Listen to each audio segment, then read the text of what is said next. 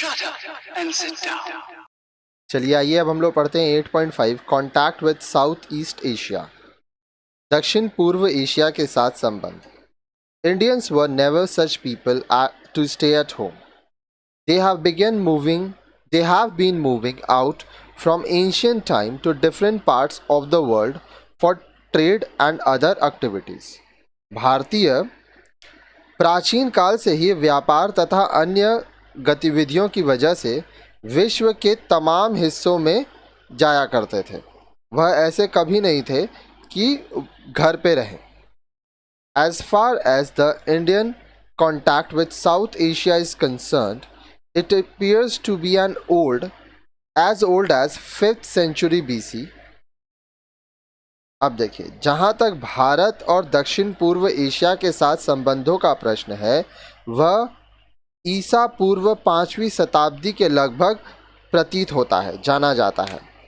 Jatakas, the Buddhist text belonging to this period, refer to Indians visiting Suvarna Dweep, island of gold, which is identified with Java.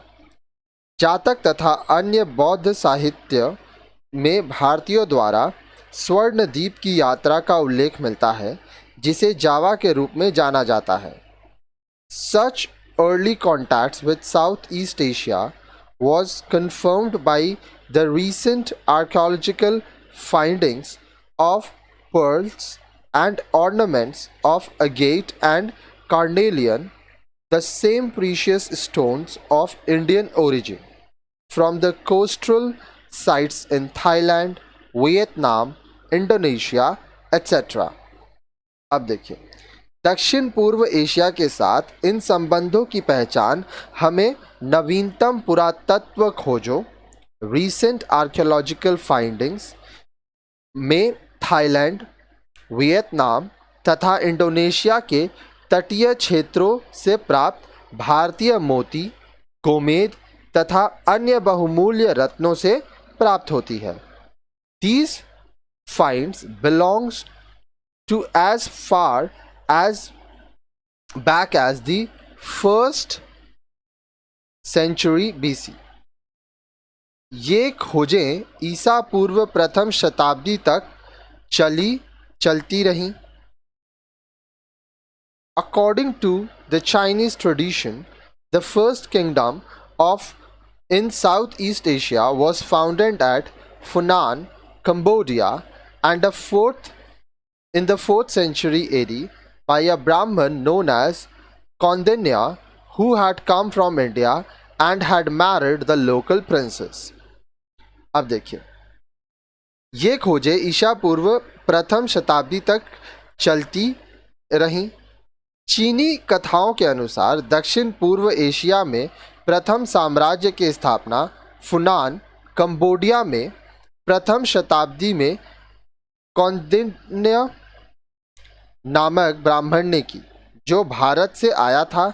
उसने स्थानीय राजकुमारी से विवाह किया. However, Indian and Southeast Asian contacts become closer from 5th century AD onwards, when inscriptions in Sanskrit language start appearing in many areas.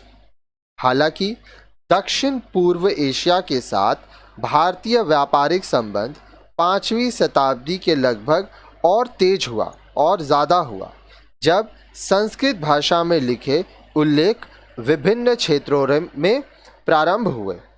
It reached its peak during AD 800 to AD 1300, when many kings and dynasties with Indian names emerged all over Southeast Asia.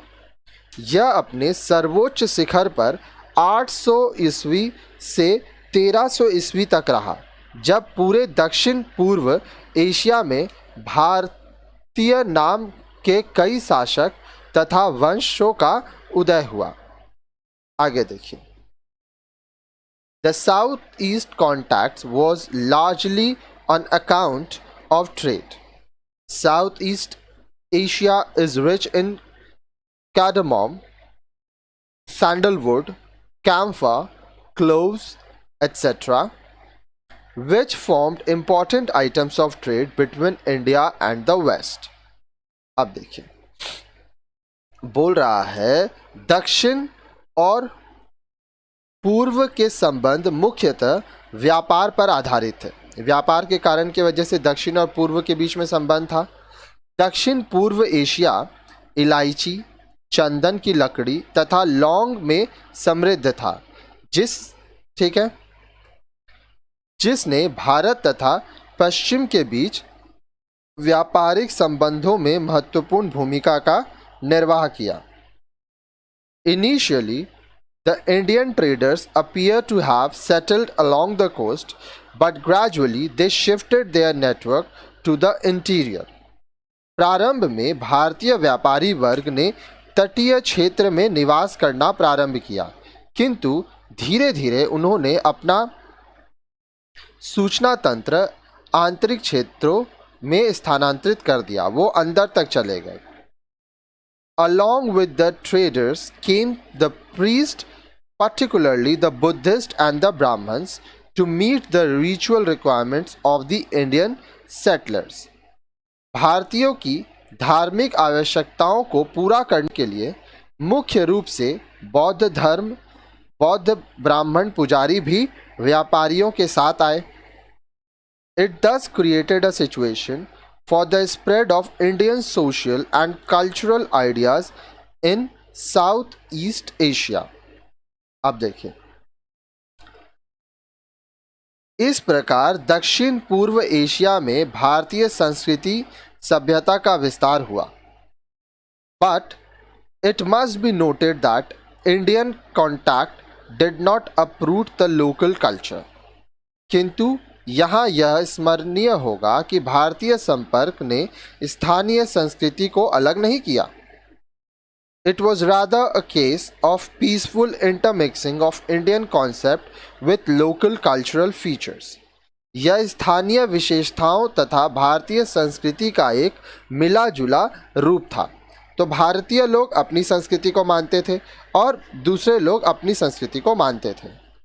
Therefore, an example, while Sanskrit was accepted as a language of court and regional religion in Southeast Asia, the regional language continued to be used side by side, and we find many inscriptions in mixed Sanskrit and local languages. अब देखिए, उदाहरण के लिए संस्कृत न्यायालय की भाषा थी, ठीक है, लैंग्वेज ऑफ कोर्ट के रूप में अपनाई गई। वहीं विभिन्न क्षेत्रीय भाषाएं भी साथ में इस्तेमाल होती थीं, क्योंकि हमें संस्कृत तथा स्थानीय भाषाओं में बहुत सारे उल्लेख मिलते हैं।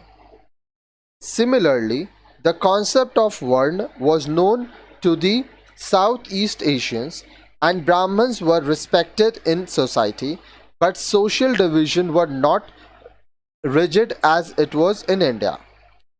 इसी प्रकार दक्षिण पूर्वी एशिया वासियों तथा ब्राह्मणों में वर्ण व्यवस्था तो थी, किंतु समाज का वर्गीकरण भारत की तरह कठोर नहीं था।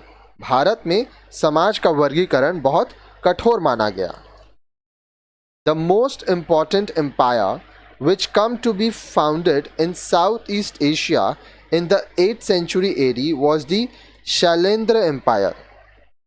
दक्षिण पूर्व एशिया में सबसे ज़्यादा सर्वाधिक प्रमुख वंश 8वीं शताब्दी में स्थापित हुआ शैलेंद्र वंश था। It comprised Java, Sumatra, Mallya peninsula and other parts of the south east Asian region. ये एक, अब देखिए, इसमें जावा, सुमात्रा तथा दक्षिण पूर्व एशिया के अन्य हिस्से थे। They were a leading naval power and on account of their geographical position controlled the trade between China and India as well as other countries in the West. अब देखिए, वे एक विकसित नौशक्ति थे तथा अपनी भौगोलिक परिस्थितियों के चलते चीन, भारत तथा पश्चिम के अन्य देशों के व्यापार को वे नियंत्रित करते थे।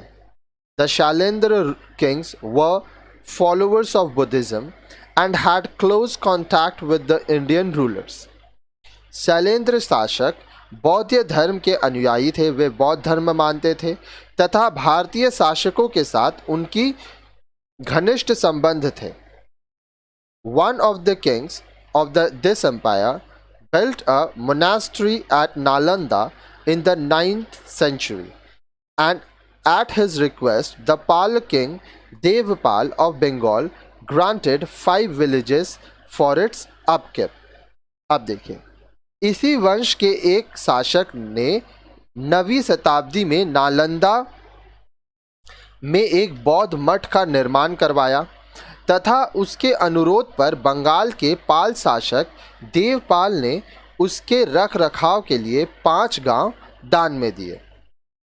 Similarly, in the 11th century, another king was permitted by the Chola king Rajaraja I to build a Buddhist monastery at Nagapattam of the Tamil coast. अब देखिए, इसी प्रकार अन्य चोल शासक राजपाल प्रथम द्वारा तमिल तट पर एक बौद्ध मठ के निर्माण की अनुमति प्रदान की। कहाँ पर ये बनाई गई? Nagapattam on the Tamil coast. The Shailendras also built a beautiful temple dedicated to Buddha at Borobudur in Java. It is situated on the top of a hillock and consists of 9 gradually receding terraces. Shailendra शासकों ने एक भव्य बौद्ध मंदिर का निर्माण जावा के बारोबुदुर में किया।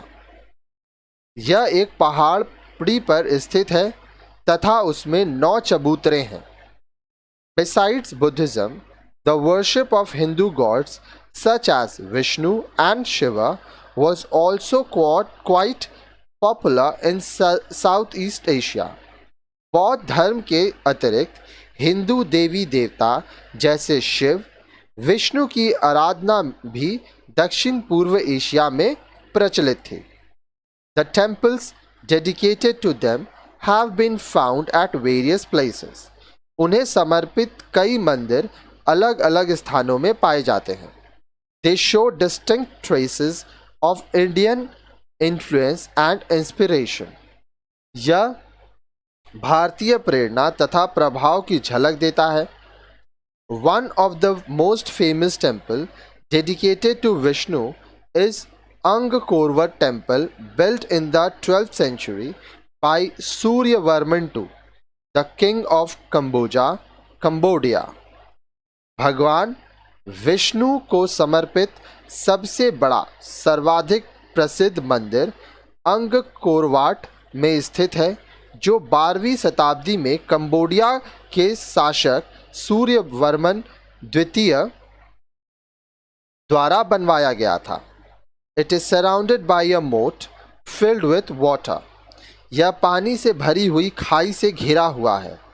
It has a huge gopuram gateway and number of galleries, the walls of which are decorated with sculpture based on themes drawn from Mahabharata and Ramayana.